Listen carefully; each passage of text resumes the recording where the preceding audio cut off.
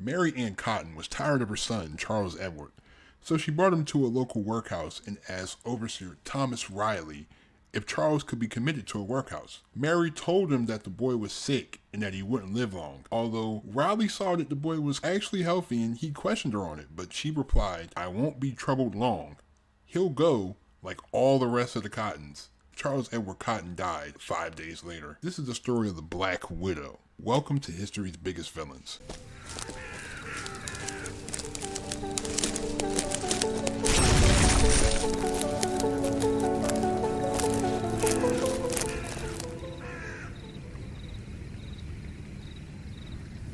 She was born Mary Ann Robson on October 31st of 1832 at Low Morrison, County Durham, to Margaret Lonsdale and Michael Robson, who was a coal miner. Her sister Margaret was born in 1834, but she only lived a few months, and her brother Robert was born in 1835. When she was 8, her parents moved the family to the County Durham village. Growing up, she was known as a girl of innocent disposition and of average intelligence, and she was distinguished for her particularly clean and tidy appearance. Soon after they moved, Mary's father, Michael, fell 150 feet to his death down a mine shaft in February of 1842. His body was delivered to her mother in a sack bearing the stamp, "Property of the South Hetton Coal Company." Since the cottage that they lived in was tied to Michael's job, the widow and children were evicted. In 1843, her mother married George Stott, who was also a miner. At age 16, Mary Ann left the house to become a nurse and a domestic servant at the nearby village of South Hetton, in the home of a man named Edward Potter. After all of his children had been sent to boarding school in Darlington over the next few years, she returned to her stepfather's home and trained as a dressmaker. In 1852, 20-year-old Mary Ann married coal miner William Mowbray, and they moved to southwest England. At the time of her trial, there were reports of 4 or 5 of their children dying young while they were living in County Durham, even though none of these deaths were registered, even though it was required to report the death of a child, but this law would not be enforced for another 20 years. The only birth that was actually recorded was their daughter Margaret Jane, who was born in 1856. William and Mary Ann moved back to northeast England, where William worked as a fireman aboard a steam vessel sailing out of Sunderland, then as a foreman as the Industrial Revolution was in full swing during this time. Another daughter, Isabella, was born in 1858, and then Margaret Jane suddenly died in 1860. Another daughter, also named Margaret Jane, was born in 1861, and another son, John Robert William, was born in 1863, but died the following year from gastric fever. Although the mining industry at this time was booming, it was a highly unsafe job, and Mary Ann Cotton actually convinced her husband William to take out a life insurance policy. William Mowbray suddenly died of typhus fever in January of 1865. The lives of William and their children were insured, and Mary Ann collected a payout of £35 on William's death. And £35 in 2021 money would be £3,560. £35 at this time was about half a year's wages for a miner at this time, so this was a pretty hefty sum of money that she got after his death. And she also got £2, 5 shillings for her son's death as well. Soon after Mowbray died, she moved to Seaham Harbor, County Durham, where she struck up a relationship with Joseph Nattrass. During this time, her 3-year-old daughter, which was the second Mary Jane, died of typhus fever, leaving her with 1 child of up to 9 that she had given birth to at this time. She returned to Sunderland and took up employment at the Sunderland Infirmary. She sent her surviving child, Isabella, to live with her mother. One of the patients at the infirmary was an engineer by the name of George Ward. Their relationship quickly grew, and they married on August 28, 1865. He continued to suffer ill health and died on October 20th, 1866, after a long illness characterized by paralysis and intestinal problems. The cause of death recorded on his death certificate is that of cholera and typhoid fever. The attending doctor later gave evidence that Ward had been very ill, yet he had been surprised that his death was so sudden. Once again, Mary Ann collected insurance money in respect to her husband's death. James Robinson was a shipwright at Palian in Sunderland, and his wife Hannah had recently died, leaving him with 5 children. He hired Mary Ann as a housekeeper or domestic help. So basically during this time, like, domestic help was, I need a woman to come in my house and help me raise my child or my children because my wife has died. So this was just like an in-house helper during the time. He hired Mary Ann to work for him in November of 1866. A month later, when James's baby John died of gastric fever, he turned to his housekeeper for comfort and she eventually became pregnant. Then Mary Ann's mother, who was living in Seaham Harbor at the time, became ill with hepatitis, so Mary Ann immediately went to her. Although her mother began to recover, she also began to complain of stomach pains. Mary Ann had recently stolen some items from her mother, and when she noticed, her mother sharply scolded her. Margaret Lonsdale suddenly died at age 54 in the spring of 1867. Only 9 days after Mary Ann's arrival. Mary Ann's daughter, Isabella, was brought back to the Robinson household and soon developed severe stomach pains and died, as did 2 of the Robinson children, Elizabeth and James. All 3 children were buried in the last week of April and the first week of May of 1867. Mary Ann received a life insurance payment of £5 10 shillings for Isabella. Then she becomes pregnant again. Due to the hostility surrounding illegitimate children at the time, and much to the dismay of his 3 sisters, James Robinson actually married Mary Ann on August 11th of 1867. Their first child, Margaret Isabella, was born that November, but she became ill and died 3 months later in February of 1868. Their second child, George, was born on June 18th of 1869. During this time, Robinson became kind of suspicious of his wife because she kept asking him to take out a life insurance policy. He had also discovered that she had run up debts of 60 pounds behind his back and had stolen more than $50 that she was supposed to put in the bank. Then he found that she had been forcing his older children to pawn household valuables.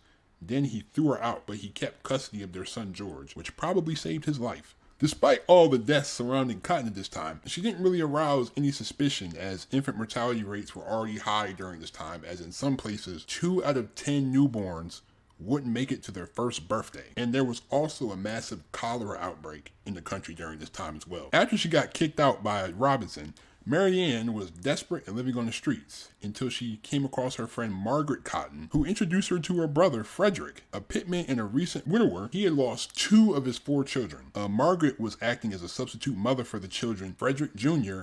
and Charles. For some reason, Margaret told Mary Ann that she had 60 pounds, which would be 8,440 pounds in 2022. She had 60 pounds in the bank. In late March of 1870, Margaret Cotton suddenly died of an undetermined stomach ailment, leaving Mary Ann to console the grieving Frederick Sr. As you might guess, she became pregnant with her 12th child. Although she was still not technically divorced from James Robinson, her and Frederick Cotton got bigamously married on September 17th of 1870. Their son, Robert Robson Cotton, was born early in 1871. Soon after this, Mary Ann learned that her former boyfriend, Joseph Nattrass, was living 30 miles away from them and was no longer married. She rekindled their romance with him and then persuaded Frederick to move their family closer to where Nattrass was living. Frederick Cotton Sr. suddenly died in October of that year from typhoid and hepatitis. Insurance had been infected on his life and those of his sons. 3 months after Frederick's death,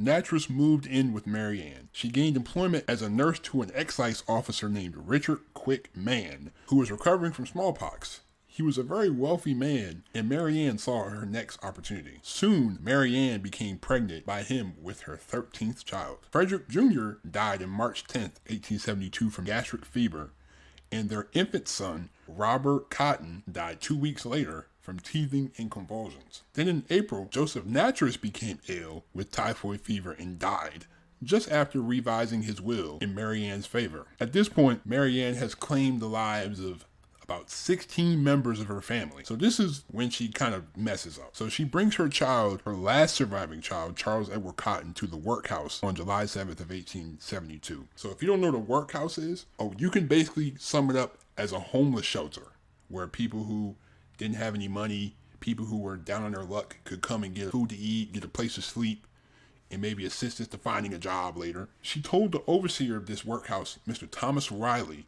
that the boy was sick and that he wouldn't grow up. However, Thomas could tell that the boy looked very healthy. And then Mary Ann replied with a very scary comment. "I won't be troubled long.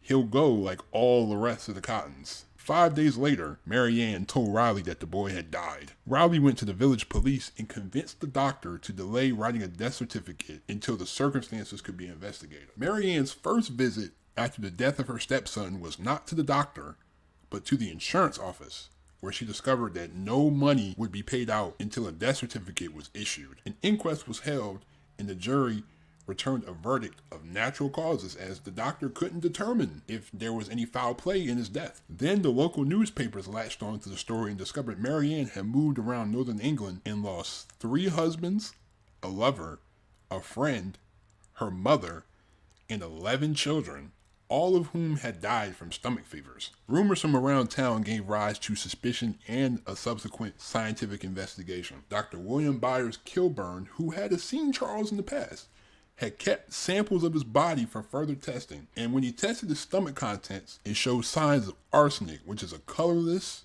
odorless, and tasteless poison that is usually detected long after the death of the victim. He told the police, who then arrested Mary Ann. Mary Ann was charged with Charles Cotton's murder, although the trial was delayed after the delivery of her 13th and final child on January 7th, 1873, whom she named Margaret Edith Quick Manning Cotton. However, as she went through this pregnancy, the details of her previous crimes were presented to the public.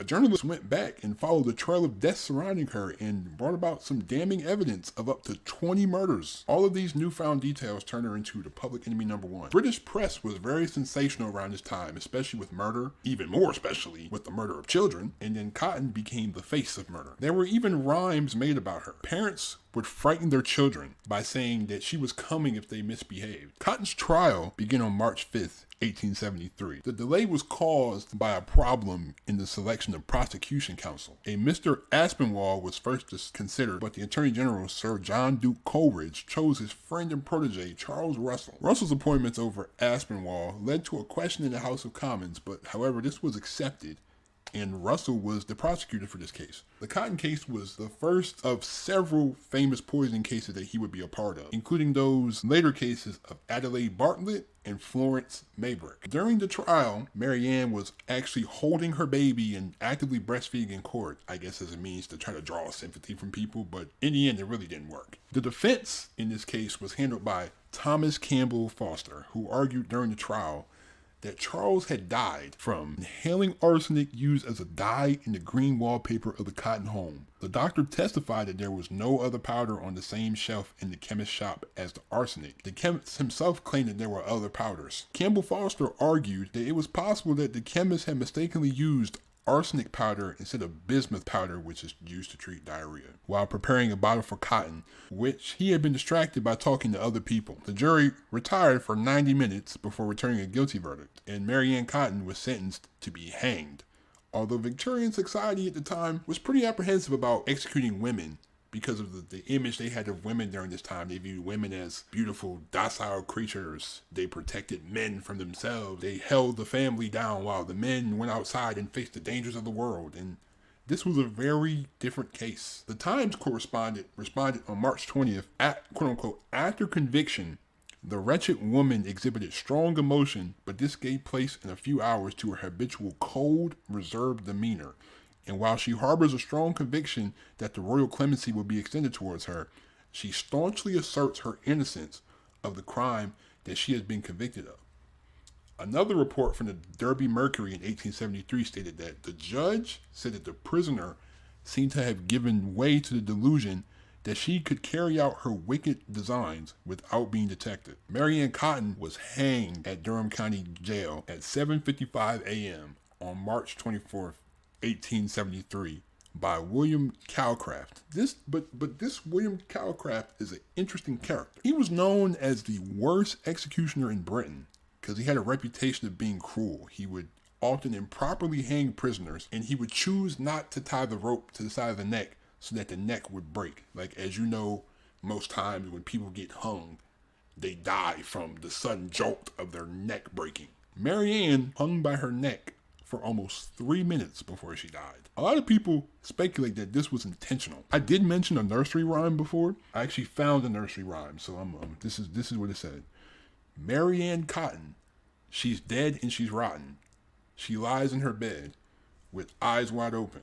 Sing, sing, oh what can I sing? Mary Ann Cotton is tied up with string. Where, up in the air. Selling black pudding, a penny a pear. Mary Ann Cotton, she's dead and forgotten. She lies in a grave with her bones all rotten. Sing, sing, oh what can we sing? Mary Ann Cotton is tied up with string. It is said that in total she killed as many as 21 people, including 12 children, 3 of her husbands, and her mother. But this case really changed the dynamic of how society viewed women. Like, nobody really assumed that women could be serial killers and women could actually intentionally want to kill their own children. And this really created a big distrust from men to women as well. Like, most men had a little bit of apprehension now because of what happened. They didn't think that women would be capable of doing things like this, but it was proven. But again, that is the story of the Black Widow. Thank you so much for listening to this video. I hope you have a great holiday season, man. I really hope you do. But thank you so much. Leave a like if you enjoyed that. Subscribe if you're new to the channel. You know what I mean? Don't forget to hit that subscribe button. I just said it again. Yeah, subscribe. I said it twice. So you should do it if you're not. Turn on those post notification bells if you haven't already. I hope you have a great day, man. Enjoy your holiday. Be safe out here, man. But anyways, I'm out. Peace.